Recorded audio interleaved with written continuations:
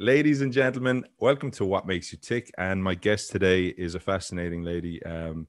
She is a director, but her story is incredible because it kind of shares, I suppose, an insight into people's lives that we wouldn't necessarily hear or see on our everyday. And it kind of gives people an opportunity to reflect and to see, I suppose, how grateful we are in our own lives. And also then to, I suppose, acknowledge that there's others out there who are fighting still and constantly fighting through struggles. My guest is director and fascinating lady, Ellie Walton. Welcome. How are you?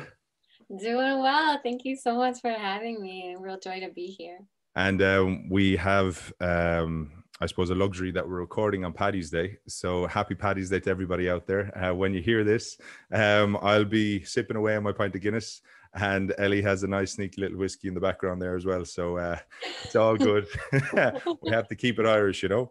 But Ellie, welcome along. How's life been going? You good? Yeah, all doing good. Yeah, I got vaccinated on Friday. Oh, did you? Great. Yeah. I'm filming that next week, hanging with my kiddos, seeing the light, Life feels is good. Life is Yeah, good. happy days. We're slow on the list on the vaccinations, all right. But my sister's over in Philly, and she got vaccinated yesterday as well. So, and her husband. So, I think you guys are moving a lot quicker than we are. Yeah, Ireland doesn't know what's happening. Well, it's a collective, right? Like I was feeling like I get it, but this is for everybody, right? Yeah. So the more people, wherever you are, this is a collective effort to not Exactly. Well, Ellie, let me start, and I think it'd be good to give people a bit of context on who you are. You grew up in Washington. What was it like growing up in Washington? Because your childhood was a little bit, I suppose, different to the norm, or what would be expected, right? Yeah. So I grew up. I grew up in a neighborhood called Mount Pleasant in Washington, D.C. And, I grew up in the 80s, 90s, not to give away my age, but a young one. Don't worry about it. It was very much a Latino barrio, and I grew up, my mom was an artist on a street full of people who hung out on their porches. And I feel like, the neighborhood really raised me, and I grew up kind of with this just this feeling that community was there to take care of each other, look out for each other. You walk down the street, me and my brother just ran up and down, played with everyone, danced at block parties, before we knew each other, and we looked out for each other. Okay. And that's something that has really, stuck with me in terms of like that real value of community. And yeah, so that was, it's a beautiful thing. It's interesting, isn't it? Because like community is such a big thing, I think, here in Ireland as well. And like we kind of say in Ireland that like Ireland is like a village, right? Everybody knows everybody. And one of the things that I've heard when people go to the States is that there's an element of anonymity, that people can do what they want, say what they want, even tell stories how they want, and they'll never be checked or judged or anything like that, because there's nobody to kind of catch them out, for want of a word. But the fact that you grew up in a community, I think, is really interesting, because that, I suppose, community aspect of things, like you're close to your family, and I suppose is there a kind of link to how you found a way into pursuing a career of being a director, a film director? Is there a kind of a link there? Totally. And actually, I mean, there's so many seeds that get planted in you along the way, and like no life is A to B. Like my life has not been straight, and in each turn I've made, there have been different folks that have inspired me, but looking back to growing up, and really like the initial I guess incident or moment that really set me on my path was actually when the kind of floor was sort of like kind of shaken, kind of like the carpet was sort of taken from me. And that actually is what I'm making a film about now. And it's about, I was 9 years old, and a young man in my neighborhood was shot by a police officer. And I remember walking up and seeing him being taken away, and then seeing my neighborhood be surrounded by police. And all of a sudden we were under attack because it unleashed an uprising against the shooting. and yet it was us that were seen as being to blame, you know. And I think, you know, this memory of running to the roof to escape tear gas and just feeling like this ain't right, and all of a sudden, you know, this community that raised me was under attack. And it was a realization of like the real injustice in the city that I grew up in, that I had been kind of unaware of, you know, as a 9-year-old, as a white girl, you know. And I think, you know, that just initially was like set me on a journey to like, how can I be part of movements, conversations, art that can allow people to really see one another and listen to one another.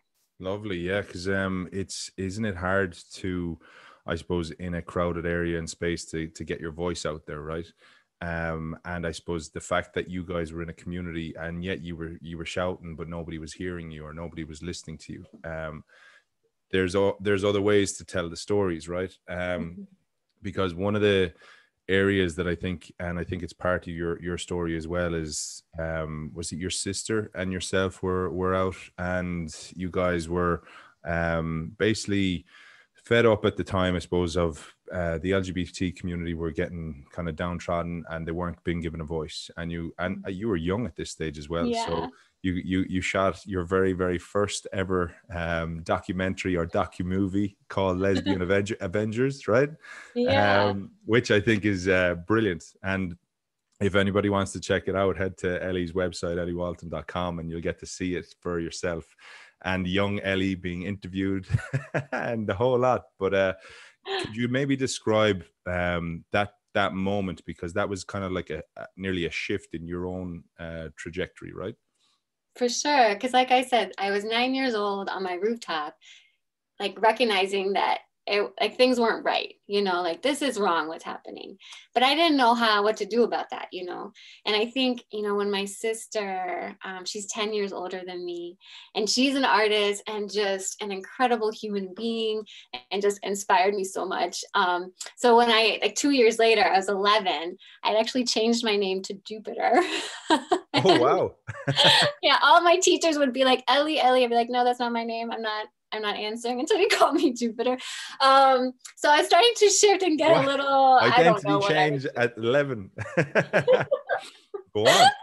But so she was influencing me a lot. She's pretty radical, and she was part of a group called the Lesbian Avengers. And there was a roller skating rink where during couples time, they had actually kicked some folks out who had been part of the Lesbian Avengers because they were lesbians holding hands during couples time. And so as an act of civil disobedience, my sister organized with the Lesbian Avengers to go there, and during couples time, to everyone go onto the floor holding hands, you know. And as we entered the roller rink, she handed me a camera. I'm 11 years old holding this camera. And I just remember that feeling, pressing record, capturing my sister, be this like revolutionary on the roller rink. And then the police stormed in, and like continuing to roll as the police stormed in. But you know, it didn't fully click for me till that night, because when the news team arrived, they asked us for the footage and we gave them the tape. Yeah. And so that night I saw this footage on our local TV station, and then that connection happened. It's like, oh wow, video, film, art in general has this capacity to kind of witness, you know, things that are happening in our world, and then spread it, you know. So like there's like an honoring and a sharing, and that just felt like magical. What was it like at 11 years old seeing that, you know, as in you're there, and like at 11 it's hard to contemplate Jesus what goes on today, let alone the police storming into somewhere and kind of creating a bit of havoc, right? What was it? How did you feel?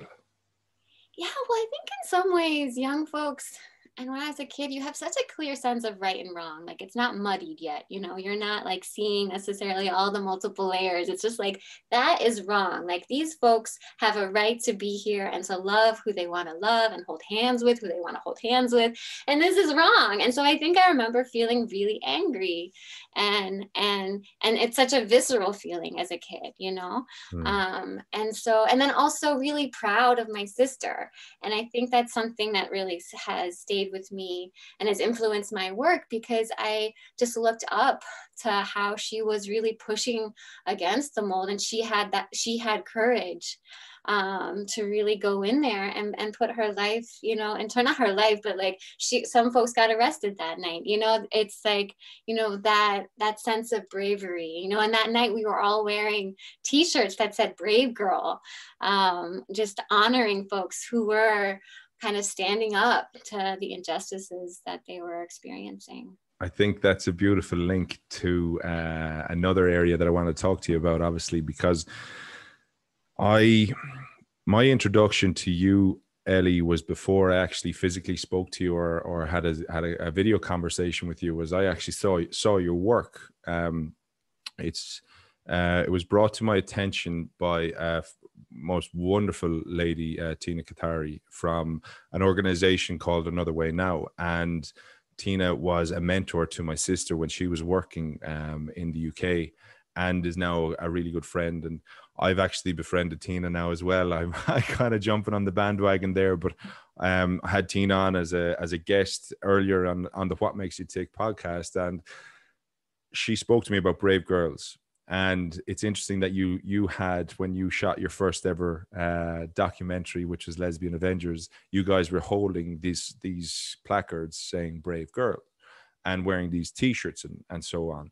And this movie that I got to see was called Brave Girls, but it was very different to what was happening in Washington, but also quite similar in a way, right? So it was a documentary about these incredible girls who are fighting against, I suppose, a traditional norm.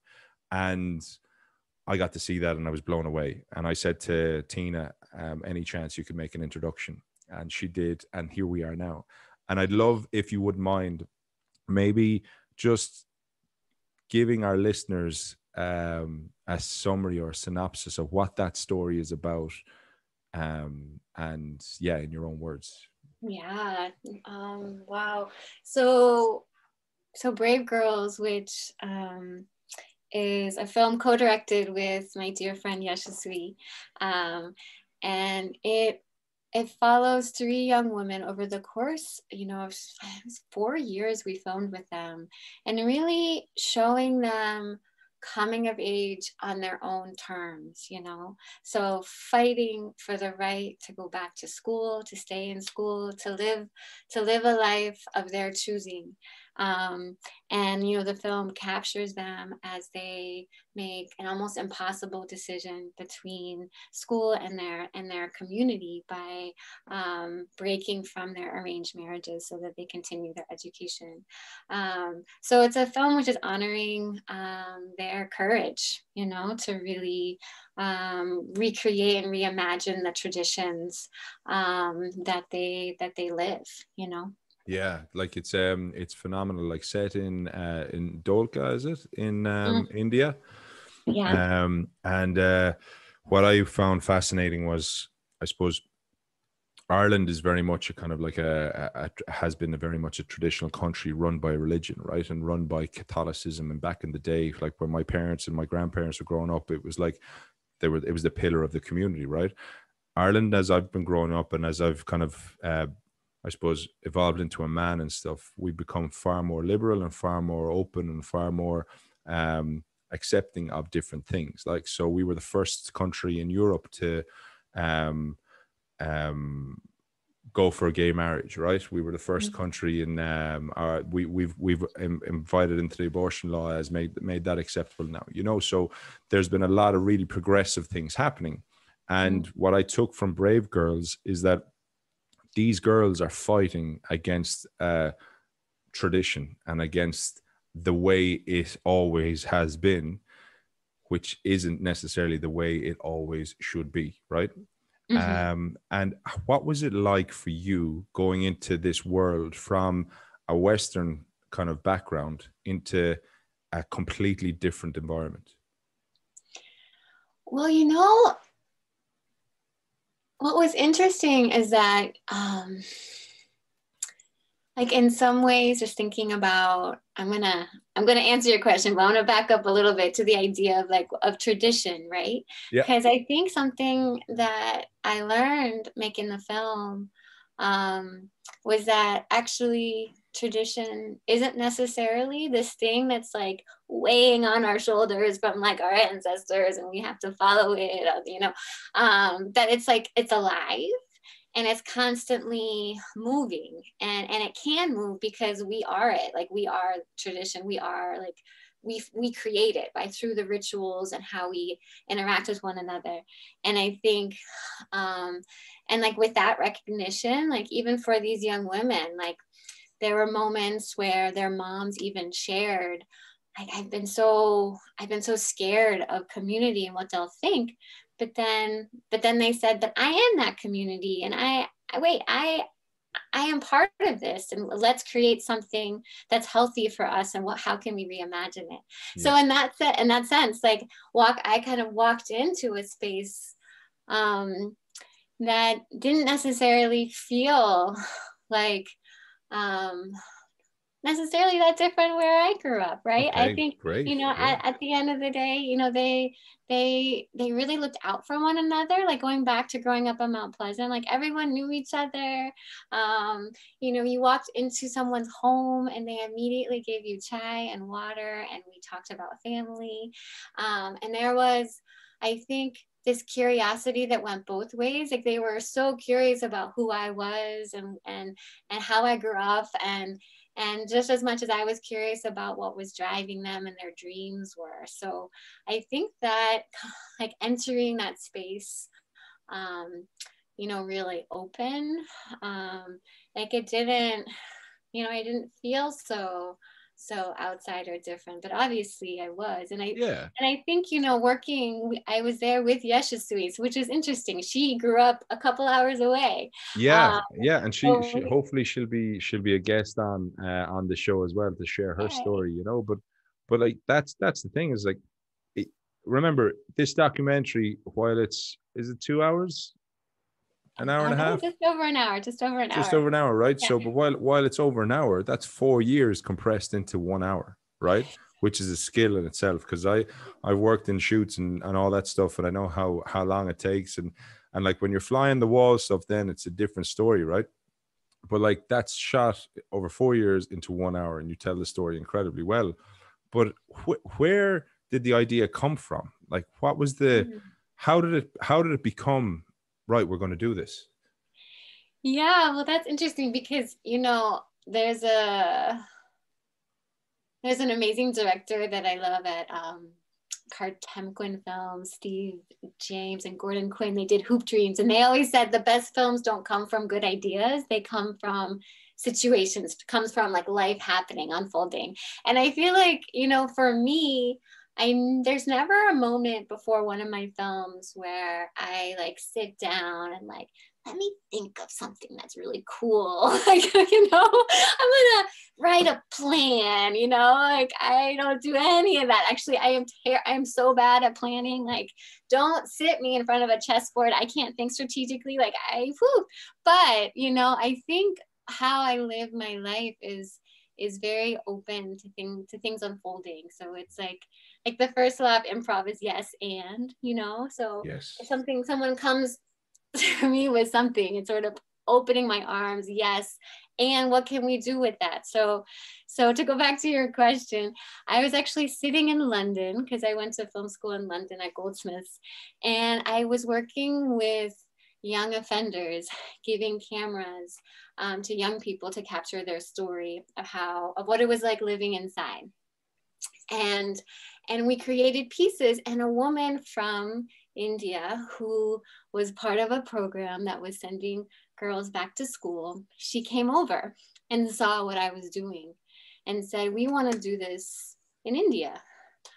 We would love for you to come facilitate workshops with our young women, so that they can create their stories. And that was really the seed. And so I landed in India, met Yashasvi on, in the first week. I didn't know her before then, No but way. I knew I couldn't do it alone.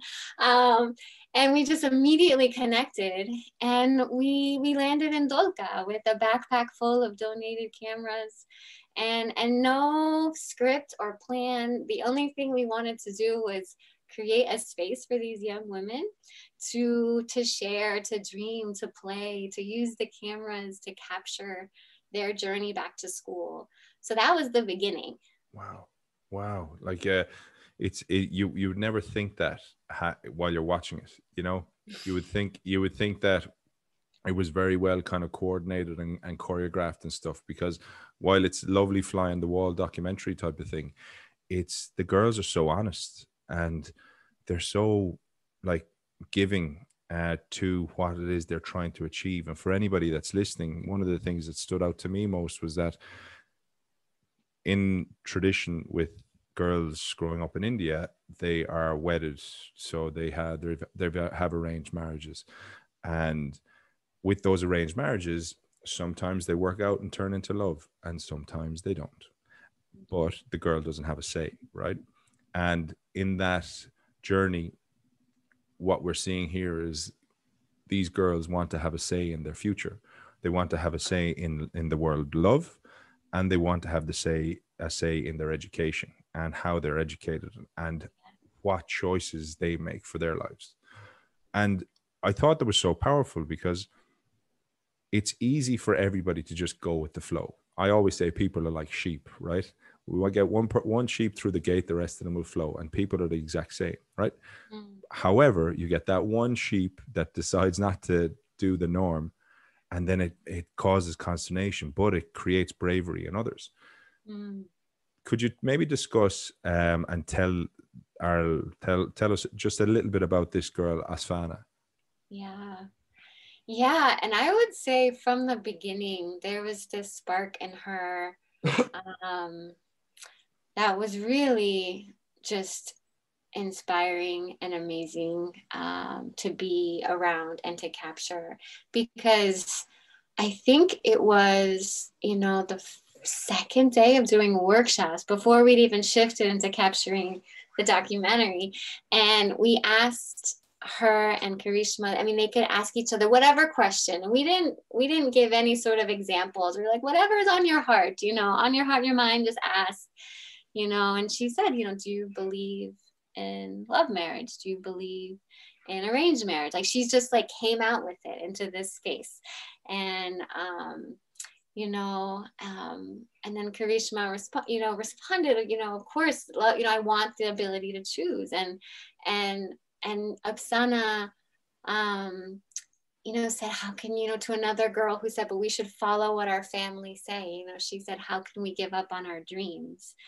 And, from that point on, Yashasvi and I realized there was this deeper story unfolding. And what was incredible about Upsana is that, for her, she deeply, deeply wanted to be able to support her family. Like, it can seem like this really selfish decision that she made, to run away from this marriage so that she can continue to go back to school, because the husband that she was promised to was going to make her leave. And so she fell backed into a corner, but because she really wanted to get a job and earn a living so that she could support her mom, like she's really thinking, she's not just thinking about herself in that moment. Like, she wants the right to choose, but she's doing it for her community, for her sisters, and to see that conviction in her, even though she knew the price, she knew that she would be alienated, which she was for years. But I think she felt like I'm not just doing it for my, in some ways I'm doing it to support myself, my family, but also for the daughter that's not even born yet. Because I know that, if we, this is a generational change, but she's really paying the price for that. Yeah, she is. And she's kind of like she's creating history, right?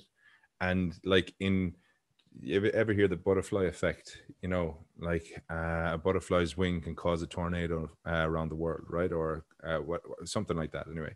But essentially what she's doing is that she's kind of paving the way. The more Asfanas there are in her community and in her traditional kind of growing up and environment, the more adjustments will be made, the more opportunities will be created, the more people will want to hear their stories.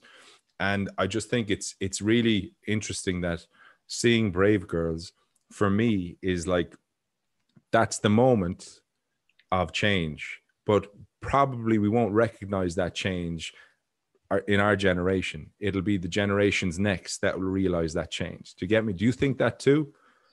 Yeah, I think so. It's so hard, and I think, I'm sure Yashaswi will have deeper insights on this living there. But I mean, on the one hand, I feel like India is a really huge country, and things are probably pretty different in cities than in rural areas. And you're seeing those shifts already happening in the cities. But I do feel, having spoken a lot with Upsana, and she's been able to share this film and have conversations with other girls, and that's been a huge thing, because it's like, it's not just her story, but then it becomes this tool for conversations and for things sparking, and so many spaces they're sharing this, and people connect and like relate, like, wait, that's me, I feel trapped, maybe I could do that. So who knows, maybe it could happen sooner. But I do know that you're right in that, she is committed to really honoring her daughter's dreams. It's actually the last line of the film, which maybe I shouldn't give away, but it's like, yeah, you're the director. It's your show. Why not? You say it. Say what you need to say. But I just love it, because she's like, I have dreams for my daughter, but ultimately, I want to support her dreams. And it's like that subtle shift. And I know as a parent, like, we all have these expectations, dreams for our kids, but in order to be like, no, I need to honor their path, and that's huge. That's interesting you say that, because from that experience, have you kind of adjusted, or have you taken some of the learnings yourself to being a mom? Well, I have two small boys who are 2 and 5-year-olds, and they are rebels. Like the mother. Yeah, but actually it's good, because sometimes I'm like, oh my Lord, can we just like rein it in? Let's like follow some rules. And then I have to remember, like, wait 1 second, like, I'm all about the rule breakers. So maybe yeah, well, I turned out okay, so it'll be fine. Exactly. Yeah, jump in that puddle. Yeah. Who needs shoes? Go. Exactly. Yeah, it'd be fine. Just to be one with the ground, be one with the earth. The what advice would you give I suppose, let me phrase this a little bit differently. I worked with a university, all right, called Maynooth University here in Ireland, and they have a fascinating course in film studies and movies and stuff. And their lecturer, the dean of the whole thing, was always found that when it came to, say, role plays, right, that people say that lady or women would naturally fall into the producer role, right, and men would naturally fall into the director role. And she always questioned it, because it wasn't because of a skill set. It was essentially because of a kind of like a way something has been triggered in their mind to think that guys are directors, girls are producers, right? Now, what I love and I'm really enjoying at the moment is obviously speaking to you, but watching even there was a documentary on those lads in New York.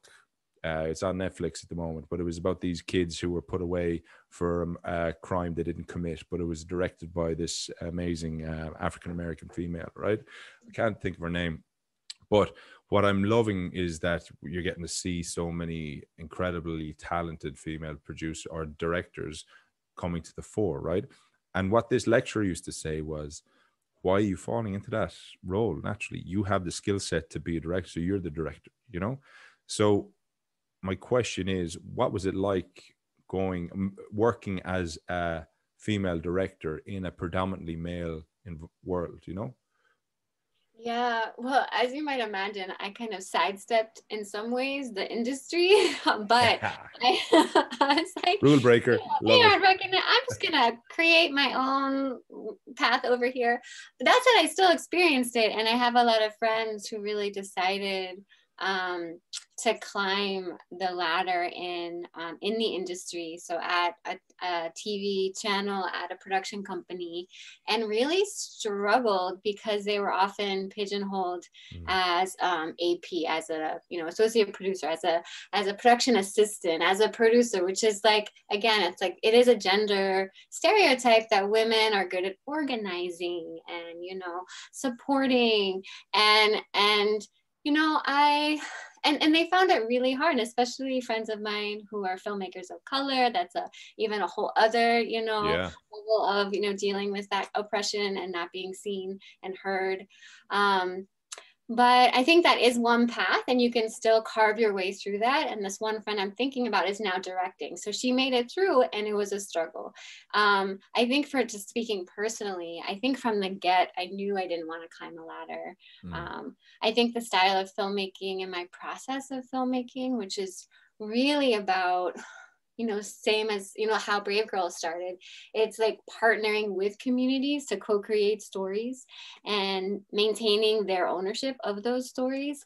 I think some of that is now happening more so in the mainstream, but when I started 15 years ago, that was really just not recognized as the process, because it takes a long time, and in some ways, like, people think that you need to have a sense of distance and objectivity.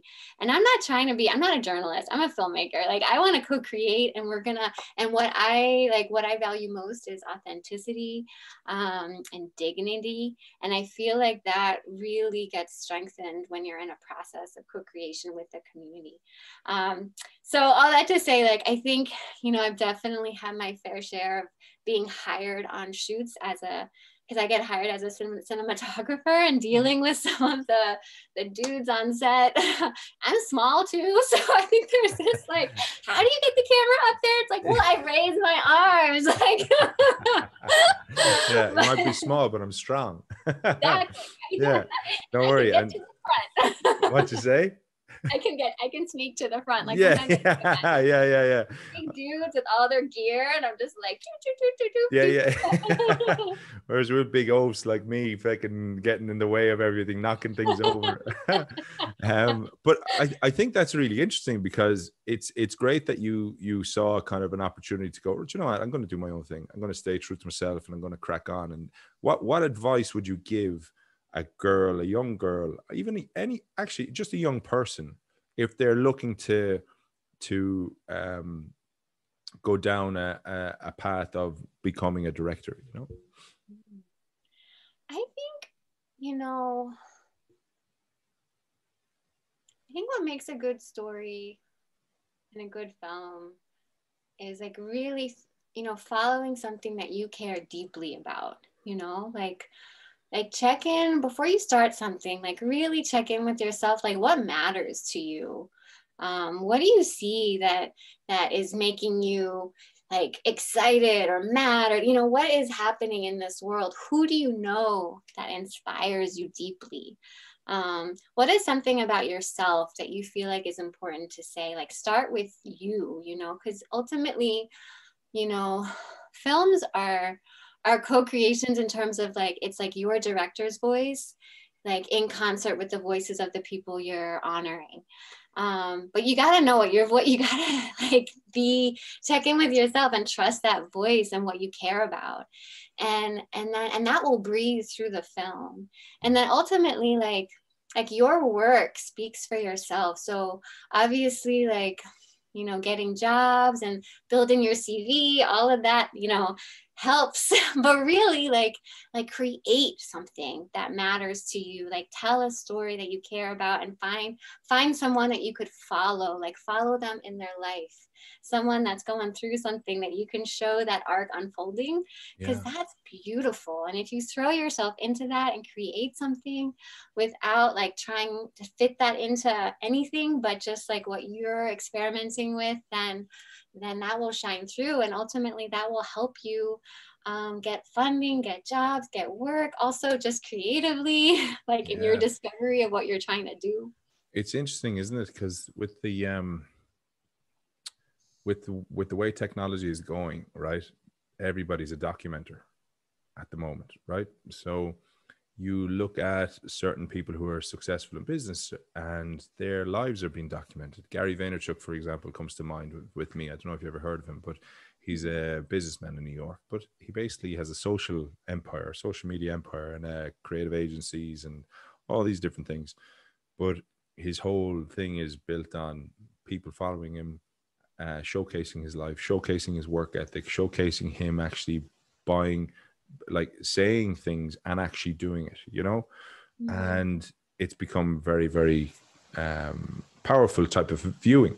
So I think, to your point, the fact that if you follow something that matters, it'll be relatively easy enough for you to kind of continue that journey. Whereas if you pretend, or if you try to do things that you think others will think or like and stuff, then you're going to get lost, or you'll get bumped off down the road, right? So I just, it's more important, I think, now with technology to do things that matter to you, as opposed to doing things that people might like. So true. So true. And it's like, you know, we're all so tempted to get those likes because it's like been programmed into all the apps, you know? Like, but yeah, like hold true to you and do you. And yeah, for sure. And I think that sometimes can be hard for young people, especially hard for girls sometimes, when feeling like your voice doesn't matter. But just like, no, it does. And what you have to say means something. And I think also, you know, when you get older and you have kids, it's a lot harder to just like drop whatever you have and just follow someone's life unfolding. So I always say that too, like when you're young, like go, like if you're connected to something that's happening in somebody's life, like go follow it, you know, just be with them, be present, capture it, keep it rolling. You know, when you don't have like the time constraints that sometimes come in when you get older, like just do it, capture it, like experiment, you know. I can imagine what you were like before kids. I'm out of here. I'll see you in 10 weeks. Good luck. I know. I can't wait till I can like give a boom pole to my kiddo, because they have a question and like, oh, it's happening. It's happening. So I've another question. So what I'd love people to do is, as I check out your website, but equally so, the stories that you have on the website are fascinating. You've shared stories such as Young Playwrights, which for me is one of my favorites. Empty Hands as well, which is an incredible story of how you brought a musician went on a pilgrimage and brought music to people and shared emotions through music, which is phenomenal. Voices from Within, Groundwater. So what you said there is about getting into the heart of it and co-collaborating. You can see the authenticity come through, because everybody who speaks to the camera is very, very natural and very, very kind of comfortable with the way things are. Is there a common theme throughout the work that you do?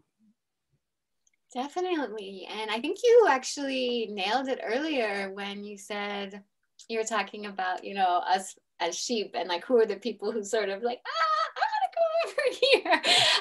And I think, you know, for me, that is something I've also been drawn to really capturing and honoring. Like, who are the everyday revolutionaries, like the misfits, like the folks who feel like they don't fit in, and then, you know, are actually the ones sitting there observing and recognize like, oh, let's go this way. Like that is the way where we're going to have more equity and justice, you know? So I think it's definitely following people who take that jump, that risk, who find like the courage in themselves to really imagine a world that's more just for folks. Tell me about the story that you're working on at the moment in Washington. Yeah, thanks I'd for love asking. love to get a little bit of an exclusive, you know what I mean? Ooh, a sneak peek, totally. And actually, it goes, it's full circle to how I began this because it's about my neighborhood. It's about Mount Pleasant. It's called La Mount Pleasant, which is Mount Pleasant in Spanish, and it's about the uprising that happened 30 years ago. Which was sparked by a shooting of Daniel Gomez by a police officer. And there's 3 days of uprising. Some folks call it riots, but people just demanding to be seen and heard. And it's the Latino community in DC. So I am honoring that history through this film, but also the film really focuses on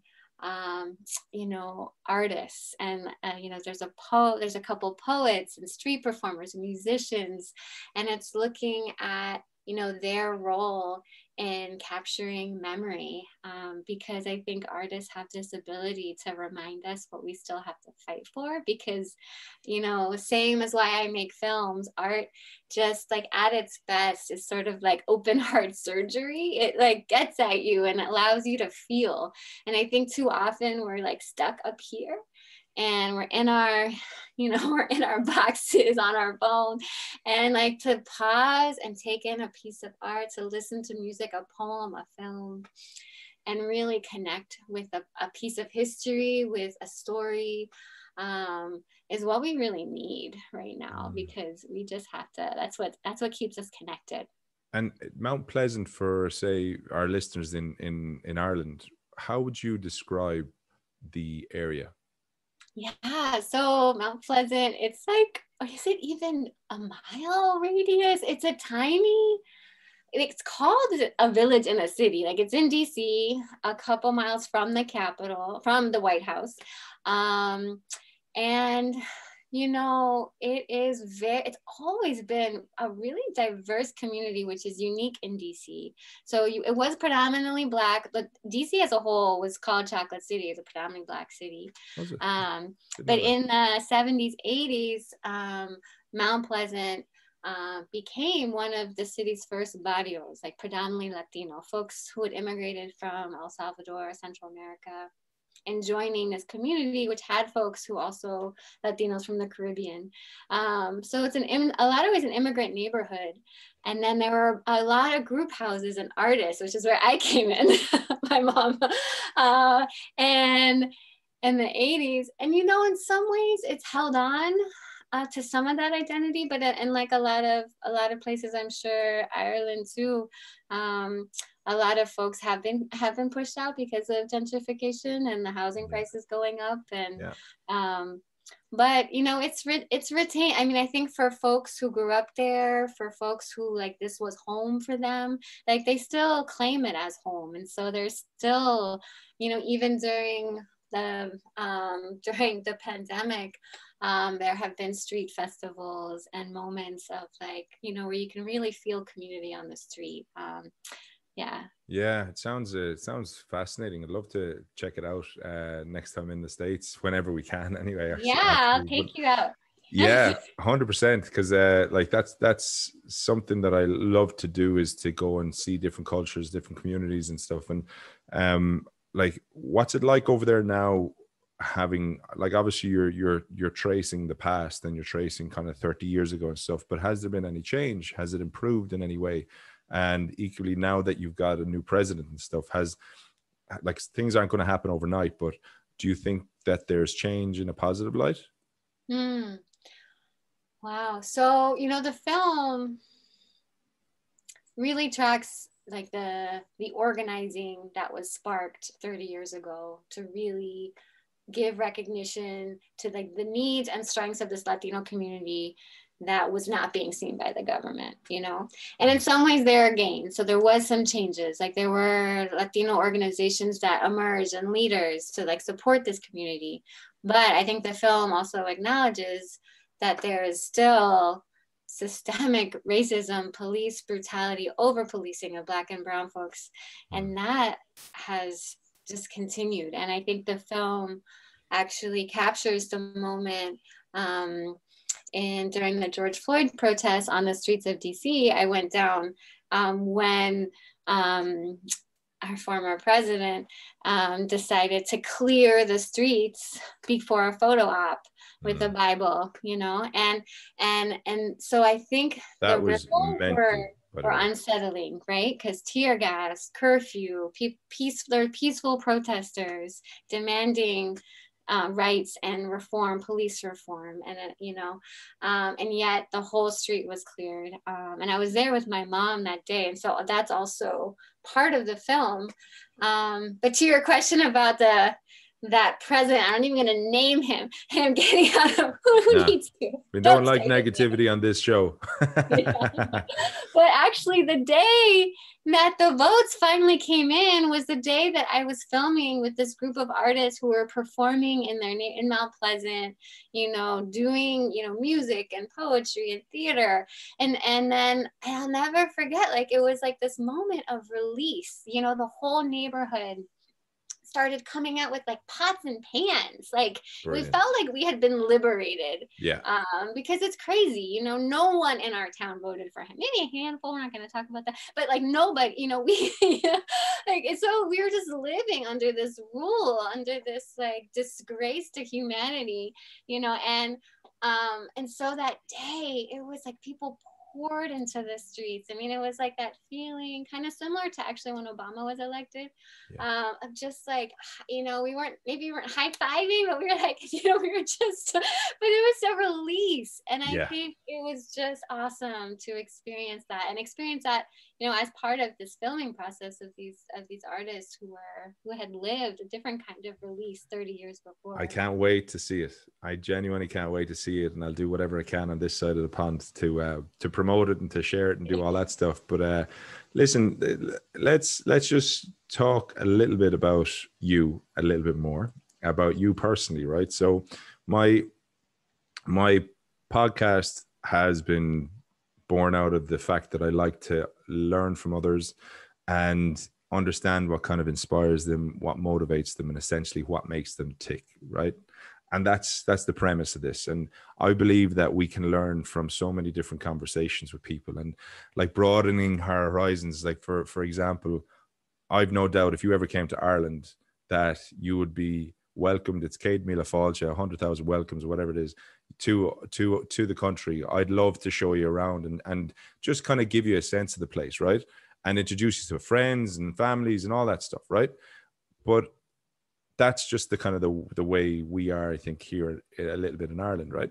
But essentially, to find out what motivates people and what gets them going, Ellie Walton, what is it that makes you tick?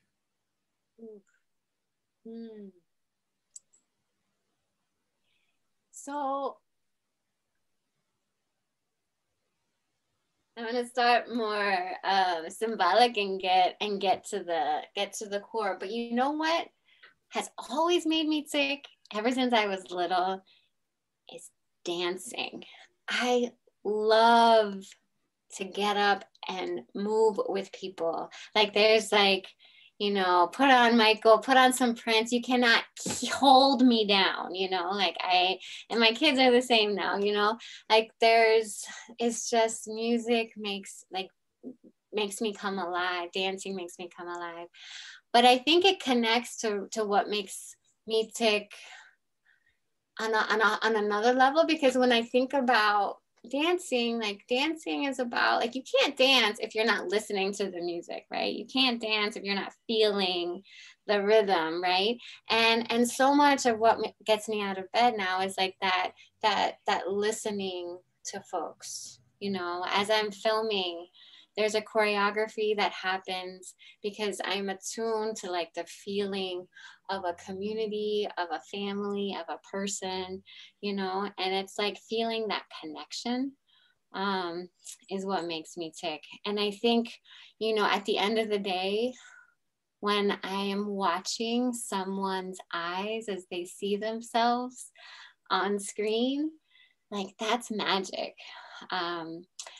Because maybe they hadn't fully seen themselves before, you know, and I think, you know, maybe there's someone who didn't think they could connect to anything on that screen because it wasn't their story, and yet they're looking at it and seeing themselves. oof, that's what gets me up in the morning. Because it's that again, going back to the rhythm and connected, it's like recognizing the connection, like how we're part of this whole. And for me, I think, yeah, it's about seeing and listening to one another. Amazing. I remember, I think that's just beautiful. I think excuse me, I remember watching I don't know what it was, but they had these two people in a room, right? And they were asked to just sit beside one another, and they were chatting away. And then one person was brought into another room, and in the second room was a forensic artist. And the forensic artist would then talk to the person and say, could you please describe the person you spoke to? Could you tell me what they looked like, what their eyes are like, blah, blah, blah. And then that person would kind of use through her memory and their kind of thoughts, how that person was depicted, right? And then what would happen is they'd bring the second person in, and the other person's gone. The second person would come in, and then the forensic artist would ask that person to describe themselves, right? And the comparison is incredible, because the people who see you see an element that is maybe bright, is beautiful, is that smile or whatever it is, right? But you see yourself sometimes in a different light. You might think that your eyes are different to what they are, your face is different to what it is, right? But you kind of self-talk might be a little bit kind of negative. And then you put the comparisons up, and every single person who described the other, they were far more beautiful, brighter, friendlier, warmer than the person that was described by themselves. And I think to your point is that when you see how others see you, and equally so how you're perceived to others, eventually, like from a third party, it's stunning, the reaction, you know? Yeah, I mean, going back to Brave Girls, there was a young woman who was part of the workshops, and she rarely spoke up. I wasn't sure, you know, you never know how much people are taking in, and she was really quiet. They made these films before the feature film. They created these short films, which you could also watch on the website. One's called I Am My Flight. And it's we screened them at a festival in Ahmedabad, which is like the closest city, and they all came with their family members, their grandparents, and this young girl, young woman, they all went on stage, and there was, I think it was the first question from the audience, like, you know, it was like, what did you learn? And her hand, she walked over to the microphone and grabbed it. And she hadn't spoken up very much. And just like, you know, and I'll never forget what she said. You know, she said, you know, at home, like, I'm told to be quiet. You know, I'm told that my voice doesn't matter. But, you know, but being here tonight and seeing myself on screen made me realize that I matter. And you know, that just crystallized everything for me. It's like, this is why I do this work. Like, I could, you know, that's the Oscar right there, isn't it? Yeah, stunning. So I've one more piece for you then. The final piece is, you have a sheet of paper, right? And you've one message to share with the world. What would it be? Oh, that's a hard one. You're welcome.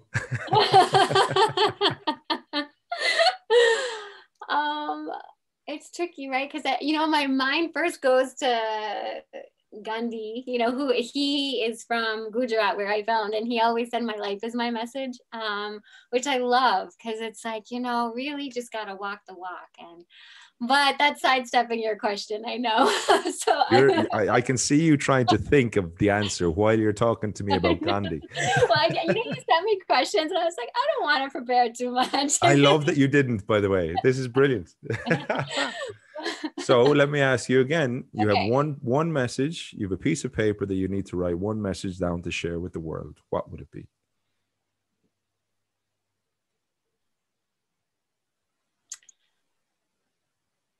So first, I would write down the amazing words of Maya Angelou. She said something that has just stuck with me, which is, you know, people will forget what you said. People will forget what you did, but people will never forget how you made them feel.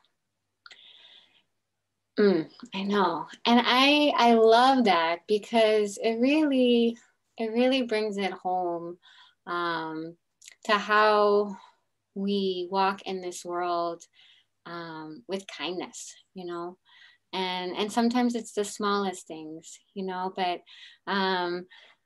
yeah, giving that space to ourselves, to be kind to who we are, to ourselves, you know, let go of the self spin we get into and be present, and recognize that, you know, in every interaction with each person that we have can lead to something. You know, there's beauty in these small moments, and opening our heart and being kind and listening to folks. You never know the magic that can emerge from that.